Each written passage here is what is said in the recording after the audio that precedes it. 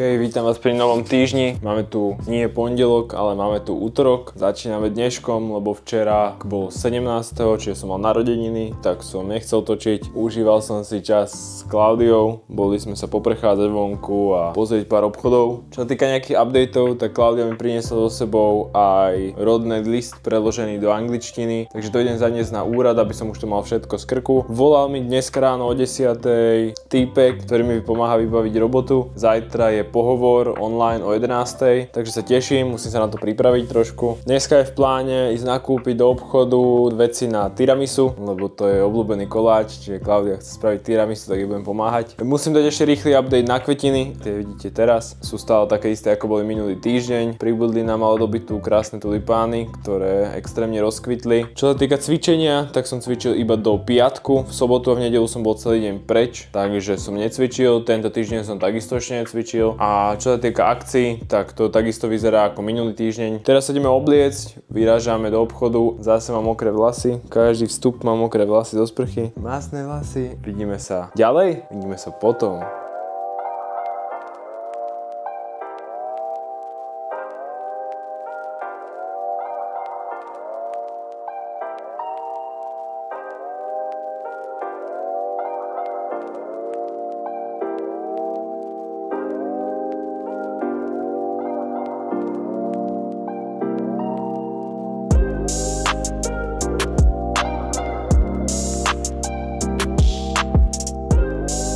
Sme v Jumbe, ideme nájsť cukor, kakao a škroty, presne tak, poďme na to.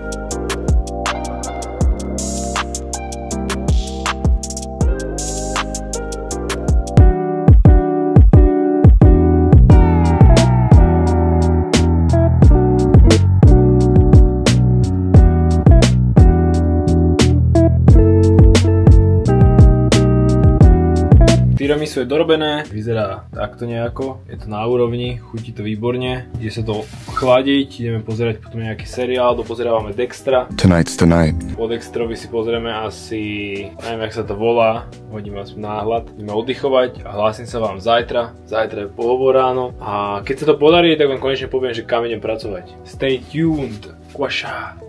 Dobré ráno sa želá, je tu streda, nemám hodinky, za pol hodinu mám pohovor, online pohovor cez Teams. Chcel som sa len prihlásiť predtým. Stres nejak extra nemám, mám stres iba z toho, že to je po anglicky, takže dúfam, že niečo neposeriem. Idem si na seba hodiť košelu, lebo aj keď je to cez kameru, chcem vyzerať normálne jak človek, nejak dement.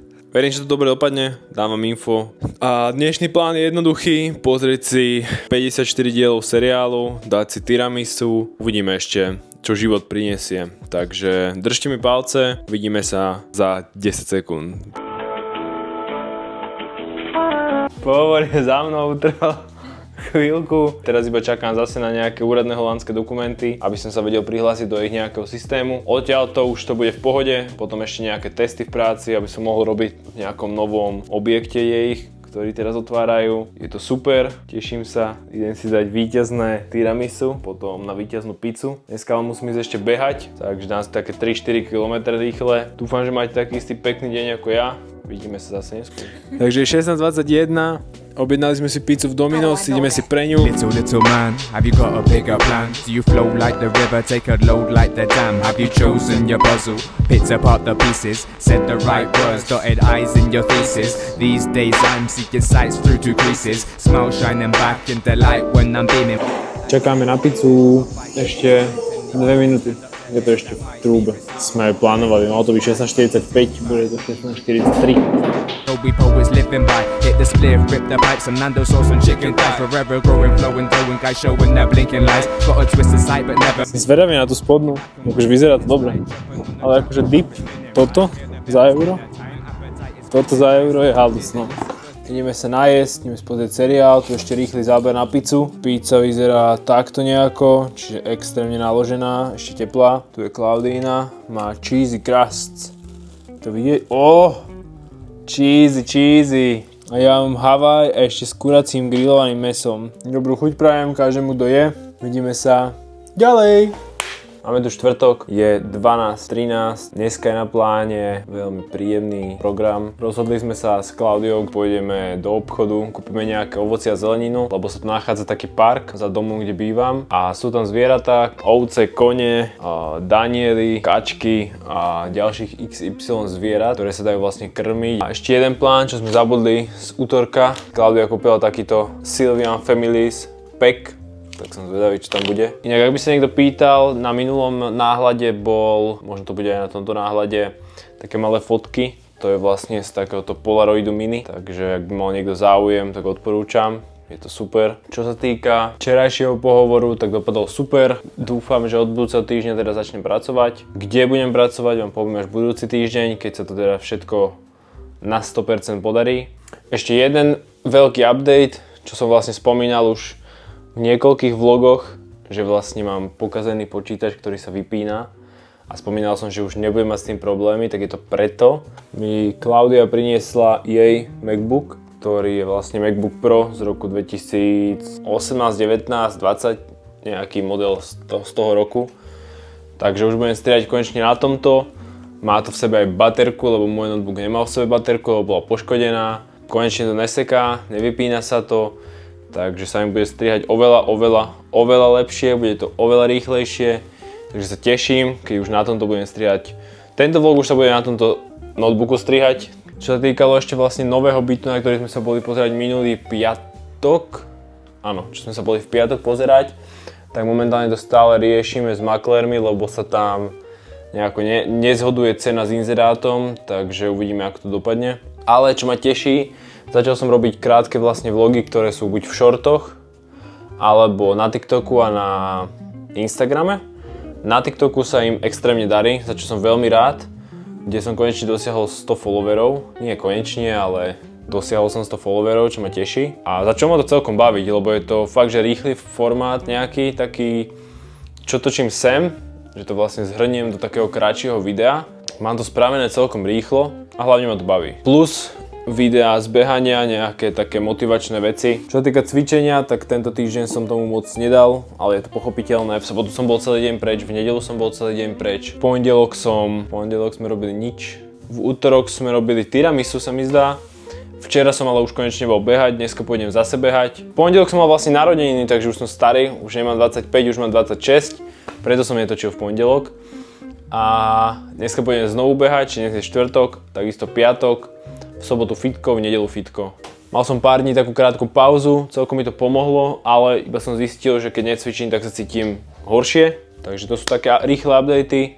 Asi za hodinku vyrážame, musíme ešte skočiť do obchodu, kúpiť tie veci plus nejaké veci na varenie. Ideme trošku nakrmiť zvieratka. Takže teším sa na to, lebo chodím okolo nich už 2 mesiace alebo koľko som tu. A dosť ľudí ich tam krmilo, hlavne cez víkendy, že tam chodili starší ľudia, lebo je tu dosť starých ľudí, že krmili kačky a sedeli s nimi na môle a podobne. Máte sa na čo tešiť.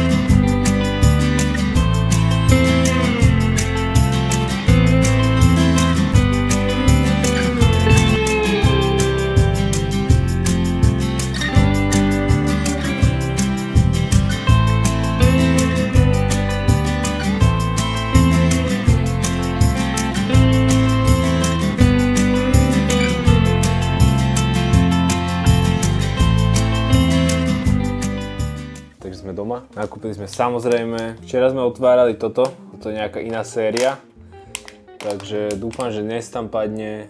Ja chcem, aby tam bol tento, alebo tento v tom aute, tí sú naložení, a Klaudia chce, aby tam bol tento s kapučínom na hlave, aký vyzerá jak zmrt. Takže som zvedavý, čo tam bude. Ja som si samozrejme kúpil, teda Klaudia mi kúpila nálepky Panini, ktoré som u nás nevidel tak asi 15 rokov, a keď som bol decko, tak som ich zbieral. Dobuladovú, Fifu, Harry Pottera som zbieral a vždy som mal plný album. Tak samozrejme, nesmie chýbať album. Podľa mňa stal 50 centov toto a toto celé album stal 5 €. Toto si ešte kúpila Klaudia, Lorcanu. Tak som zvedavý, či nám padne karta za 8 000 € a kúpim si za to, teda ona si kúpi za to niečo. Takže som zvedavý. Ideme otvárať, ideme lepiť.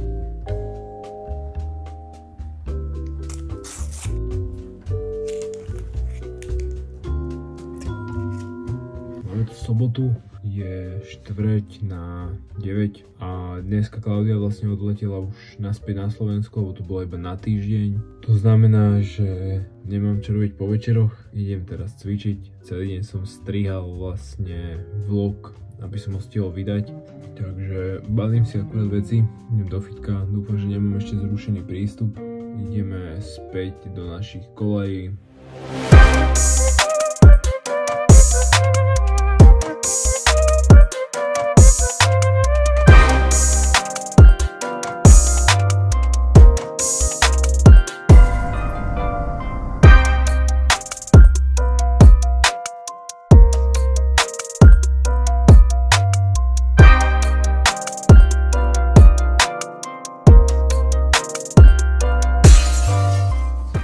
Som doma, takže docvičené.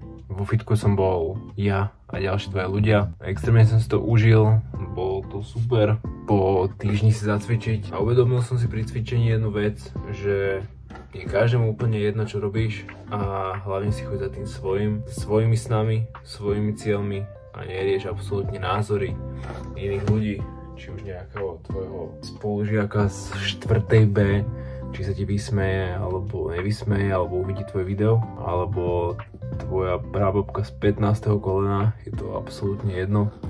Rob to preto, že ťa to baví a rob to preto, že sa to páči tebe.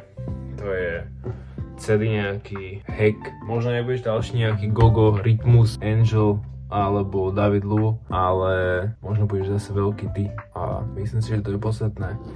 Každopádne, máme tu sobotu večer, idem dostriať zbytok záberov, mám už postrihané skoro všetko a chcel som len povedať takúto citlivú tému. Takže chcem ešte poďakovať každému jednému za support pri predchádzajúcich videách, chcem poďakovať každému jednému za follow, lajky, komenty, všetko vidím, všetko si čítam.